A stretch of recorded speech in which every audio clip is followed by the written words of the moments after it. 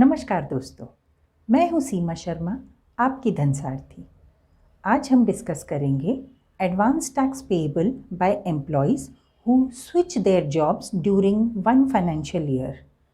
India में financial year होता है April to next March. Friends, हम एक एग्जाम्पल के साथ डिस्कस करेंगे।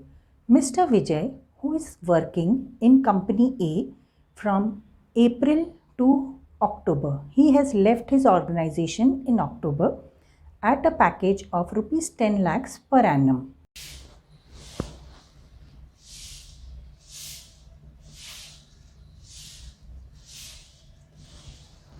He has worked for 7 months. He received 7 months salary of say about 5.80 lakhs to 6 lakhs. He has been given standard deduction of 50,000. He has declared some investments, PF and any other things which is a part of 80C section, and let us assume it is about 80,000.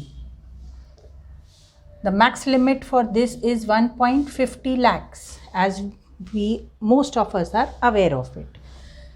Here 1.30 lakhs deduction is given. So roughly it comes to about 4.70 lakhs. This is below 5 lakhs. Hence there is no TDS done by company A. Mr. Vijay switches to company B on an increment of 40%. So roughly he gets 14 lakhs. He works there from November to March, that is 5 months. In 5 months, at the average of 14 lakhs per annum, he has again received somewhere around 6 lakhs, that is salary plus some incentives. So again on this 6 lakhs, he again receives both the deductions, say 1.30 lakhs, because he did a mistake of declaring this 80,000 again in company B. So again his net salary in company B is 4,70,000. Again company B will deduct a zero. But friends, we have to understand, when company A and company B have not deducted any taxes, it doesn't mean that he is not taxable. Mr. Vijay has to club both the salaries while filing his income tax returns. As an individual, he has received the salary for the year. He can get standard deduction only once. He can show all his investments under section 80C, 80D and any other sections only once.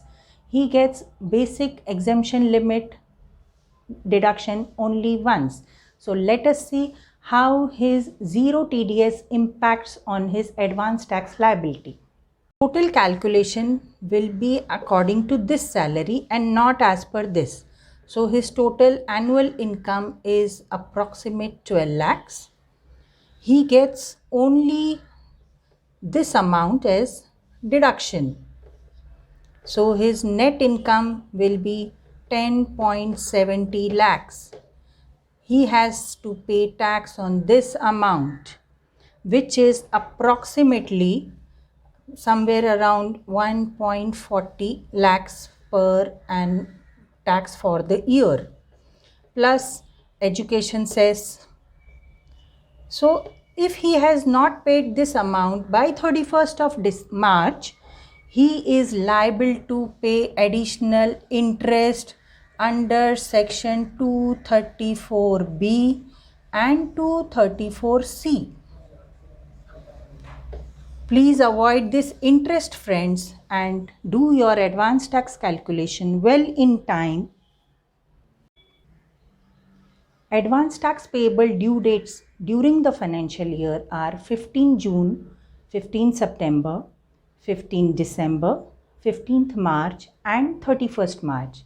In case you need any assistance for advance tax calculation, you can always reach out to your tax consultants, or you can take help of income tax website www.incometax.gov.in, or you can contact us at www.dhansarathi.com.